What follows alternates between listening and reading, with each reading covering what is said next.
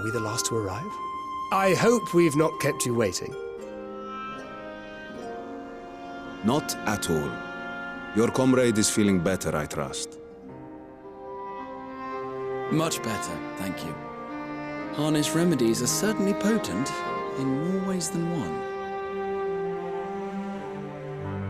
One becomes accustomed to the taste, although I hope you never have cause to do so.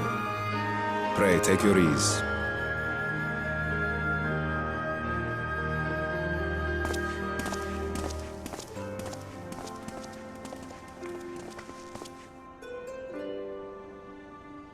Full glad I am to see you all unharmed.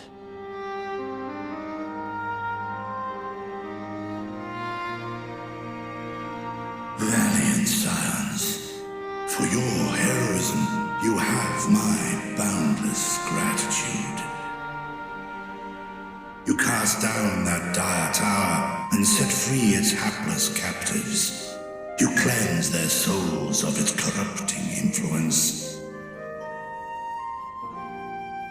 No words of thanks will suffice. In place of platitudes, I offer a bounty of warding scales. Pray accept your due reward, along with the goodwill of Radzatan. Alchemists throughout the land were put to work in the forging of your talismans. The finished ones have been collected. and now await you at the High Crucible of Alchemia. Present this letter when you are ready to take them into your possession.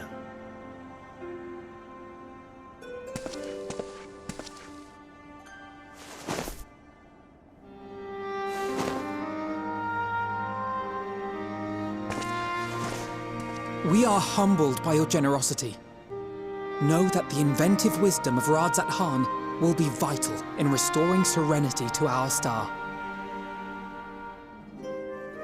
Every single one of those scales came from you, didn't they? You must still be in such pain.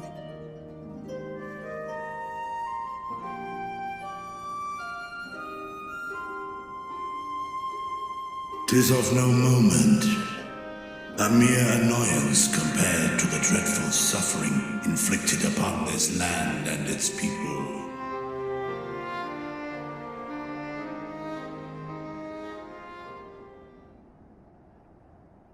Albeit brief, my involvement in the Dragonsong War afforded me a glimpse of the myriad sorrows which consumed both dragon and man. Though you were half a world away, such tragedies as befell your kin must have affected you deeply.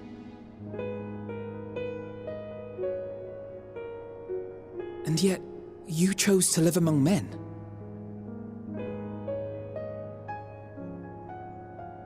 In the age when that conflict first bloomed, my choice had already been made. In some distant place, man slew dragon, and dragon slaughtered man.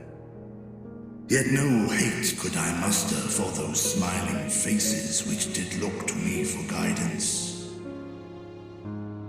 Not even my brother's righteous rage could rally me to his cause.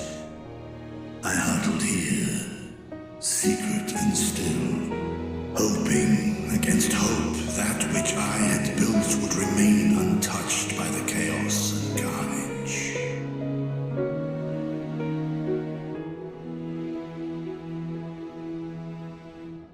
Twould seem we share the same desire for peace, great Vritra. To that end, I wonder if we might trouble you with another question. The Telophoroi are intent on recreating the final days, an apocalyptic event which we know to predate the sundering of the star. As the longest lived among us, know you aught of this terrible cataclysm?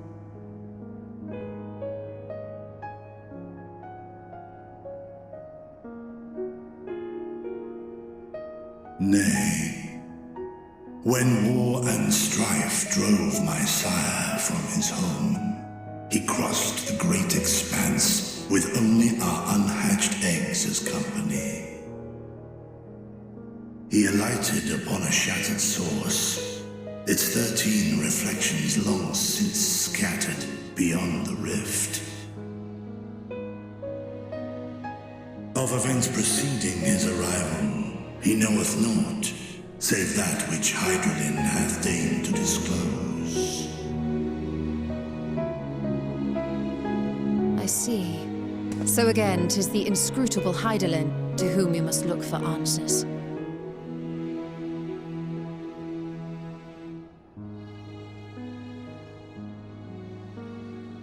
Seek you to divine the will of this star?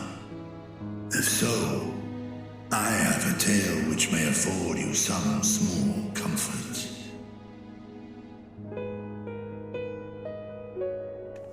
Tis a story from my youth, many, many years ago. To my sire, I once posed the question, of all the stars in the sky, why didst thou settle upon this one? To which Midgardsormr did reply, 'twas the last bastion of hope. He believed so long as Hydralin endured, so too might dragonkind. Solemn and portentous were his words. What deeper meaning they held, I could not, dared not pursue. 'Tis a stone I've left unturned ever since. Yet take you solace in the knowledge that whatsoever Hydralin does strive towards, 'tis an ideal which hath earned my sire's conviction.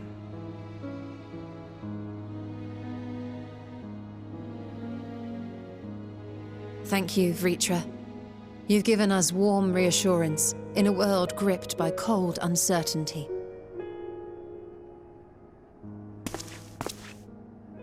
While I'm sure we all have a great many questions, I think it's time we collect the talismans and be on our way. Our fight against the Telophoroi is far from finished.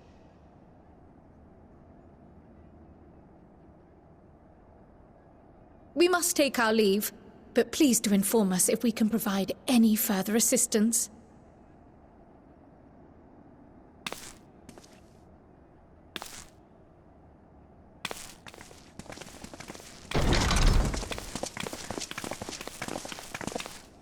Prithee, a moment.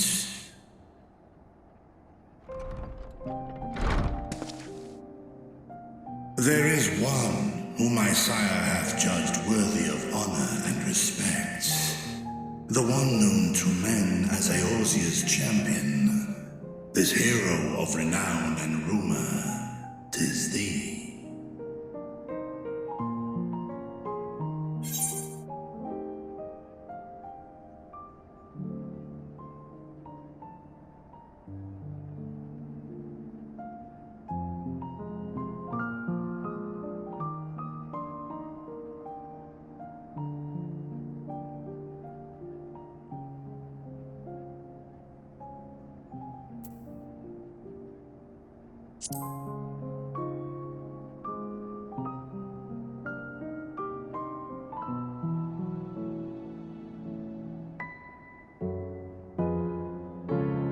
In accordance with the covenant he forged with Hydralin, the stewardship of this star hath ever been his purpose.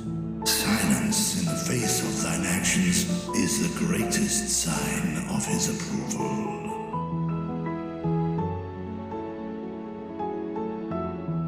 'Twas a revelation most pleasing that thou, a child of man, had gained Midgardsormr's trust. But alongside mine elation runneth a rivulet of dread. For upon thy life's reel wind too many threads of fate, power, weal enmeshed with woe. Amidst this tangled knot thou shalt know no rest. 'Tis an endless confluence of forces, a struggle without surcease. More terrible still is the attrition wrought upon thy companions, as they are swept up in the storm of thine existence.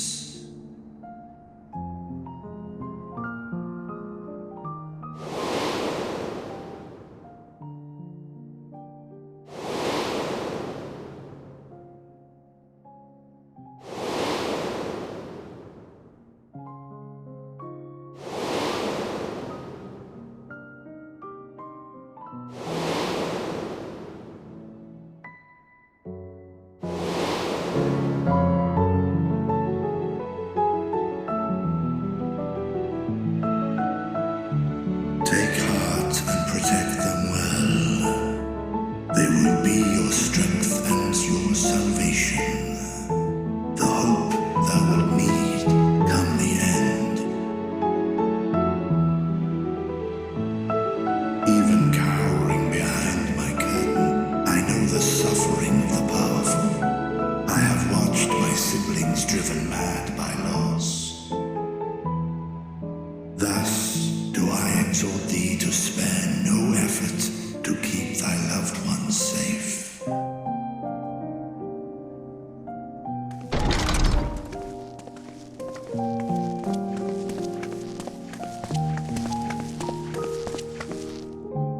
Apologies. We hadn't meant to interrupt. It's just that we do have a history of suddenly collapsing, and when you didn't follow us out... 'Tis I who must apologize. I have detained your champion overlong with idle chatter.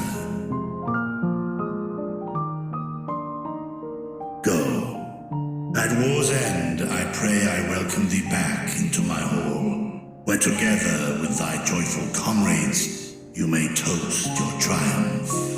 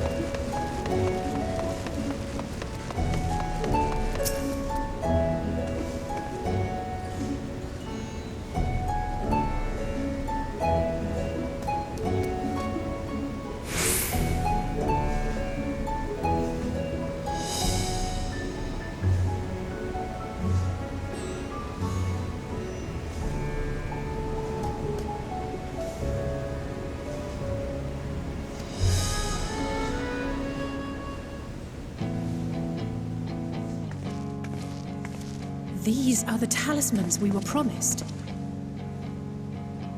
Yes, and I made a quick count. There are far more than we could have hoped for. Enough to outfit an entire company of soldiers, in fact. Considering the involved process, that they were able to manufacture so many in such a short span of time is nothing short of a miracle. Once we have distributed them to our allies in Eorzea and the Far East, we'll have a fighting chance to bring down the other spires, just as we did with the Tower of Zot. Or we could use them to invade Garlemald proper, and strike directly at the Telophoroid's base of operations.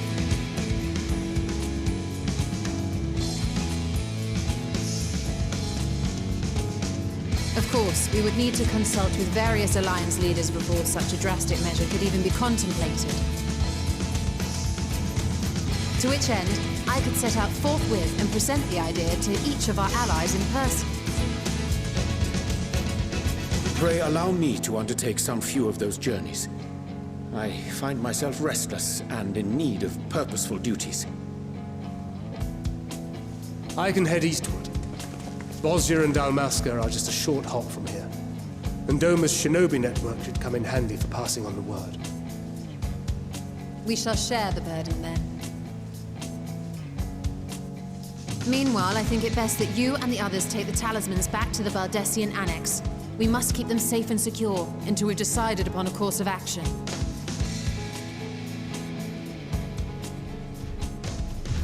Please, I must speak with you.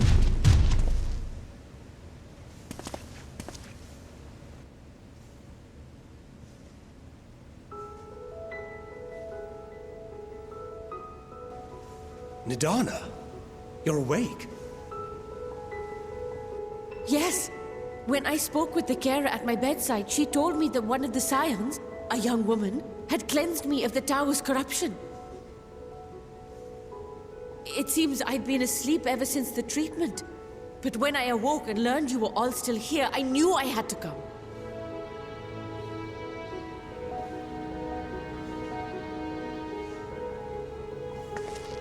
As you said, Nidana was captured only recently. Such a brief exposure is swiftly cured, so I tended to her before we gathered at Megaduta. And I am truly grateful that you did. I cannot thank you enough. All of you, for everything you've done. Destroying the tower, rescuing our people. You've saved Thavnair from an awful fate.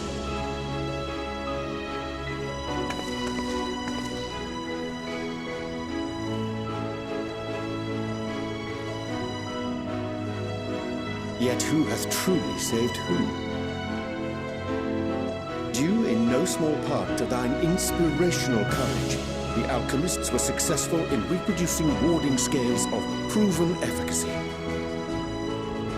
Replications of thy work now stand ready to travel across the seas, unto the hands of those who might wield them against this rising evil.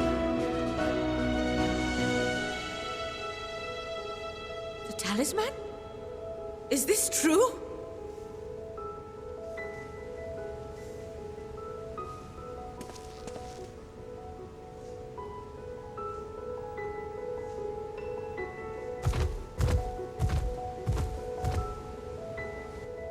Oh, I was so groggy from sleep. I didn't even think to ask. Oh, our great work sent across the seas. It was worth it. Oh, it was all worth it.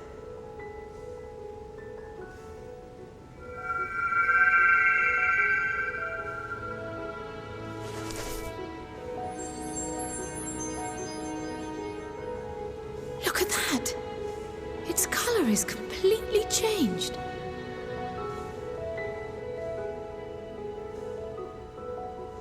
What do you have there?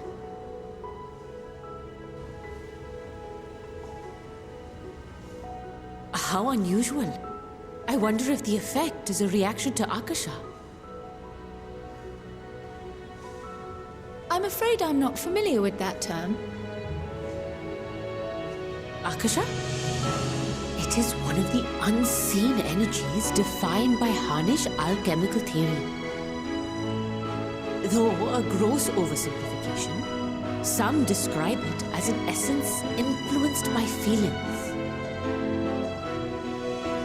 You imply that it is distinct from ether? Foreign scholars often conflate the two, but we see them as separate concepts. Ether is an energy which permeates the land. It exists within animals, objects, even the air we breathe, affecting all through which it flows. Akasha, on the other hand, exists in a domain beyond our reach. A gift bestowed from on high, or torn from the heavens in some traditions. Akasha can neither be created nor destroyed. It is beyond our power to purposefully alter or manipulate. The only thing observed to influence it is an abundance of, I want to say, spiritual emotion. As a veteran of the battlefield, surely you've experienced moments of desperation or exaltation when you've transcended the usual limits of your capabilities. That is a manifestation of Akasha, the invisible essence harnessed by heart, mind, and unyielding spirit.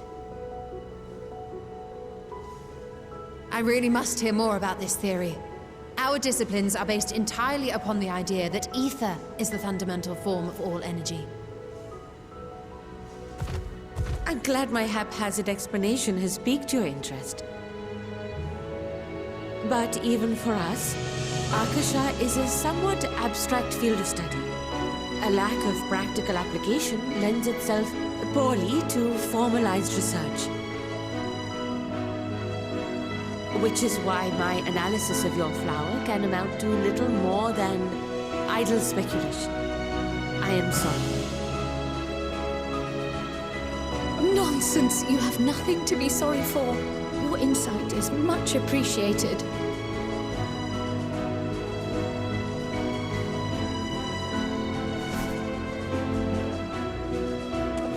Shall we depart for Charlian then? I will see to it that the talismans arrive at the Annex. And we will be in touch once our talks are concluded. I suggest you rest while you can. From here onward, sleep is bound to be in short supply.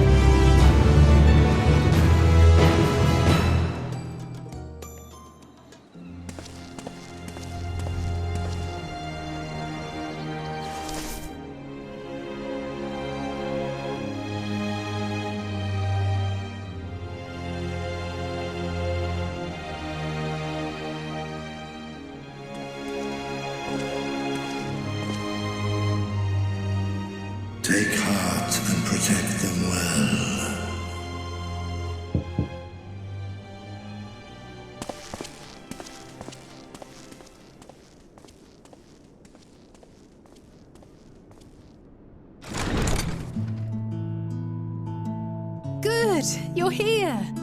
You haven't eaten yet, have you? We've bought quite a spread if you're interested. Only the finest dining from the last stand.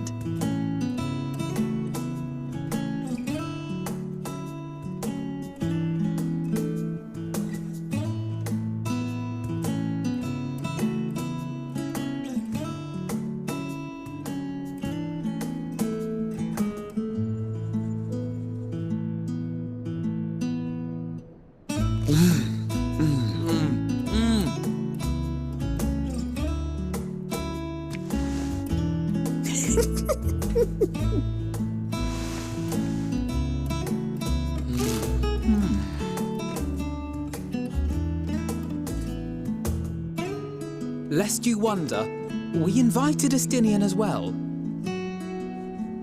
But he refused with a rather grim-faced, "No, thank you." I suspect Charlian cuisine is not to his liking. Oh, I don't know about that. Perhaps our lone wolf just needed some time apart. What? To perfect his brooding stare? Next time, I'll drag him out by the ear, sit him down in front of a Charlian feast, and see that he eats every last bite. An excellent idea. Of all people, warriors must take proper meals and rest if they are to maintain a healthy constitution. Poor Estinian, beset on all sides.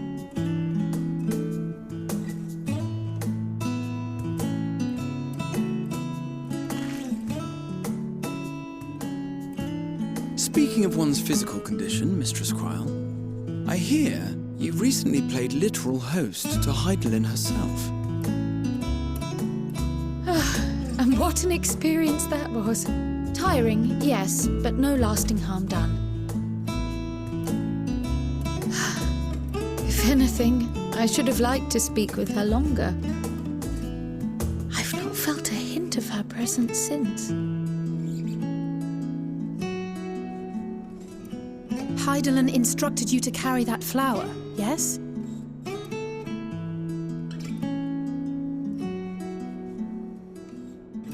Twill be your guide, test and proof of your conviction.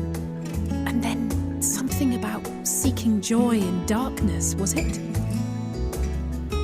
Come to think of it, isn't that what happened with Nidana back in Radzat-Han?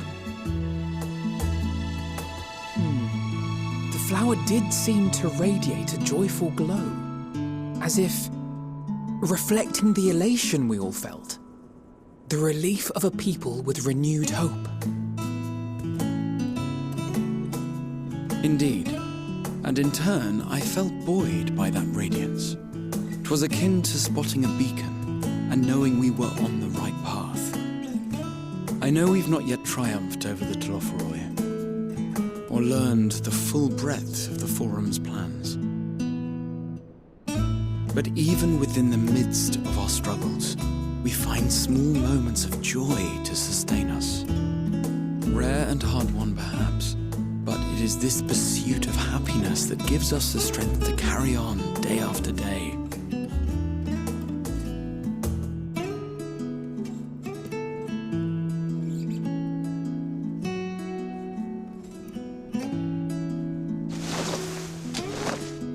Hey, that's mine. To the swift the spoils. Though I recall that levitation spell of yours was quick enough. Only barely. And even at my best, I'm still too slow to wield it effectively in battle. Mayhap I simply require more practice with this new magic. You unearthed it from the depths of Numenon, I presume? Aye, and from a veritable mountain of arcane tomes at that. 'Twas necessary to facilitate my solitary explorations. Or, to put it simply, you used it to sneak around the Forbidden Archives. Yes, well, after a fashion.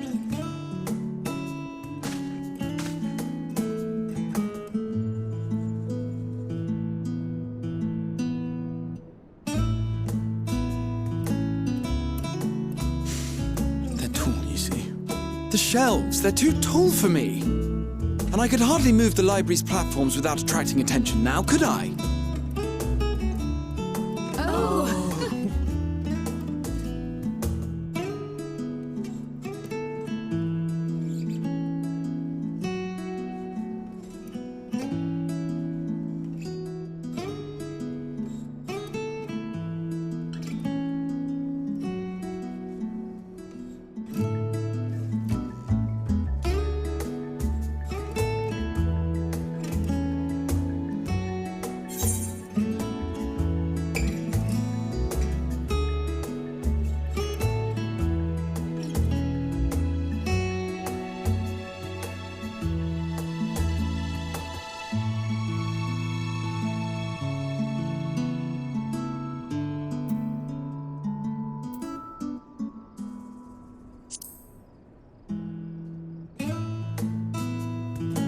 I'm not that ambitious.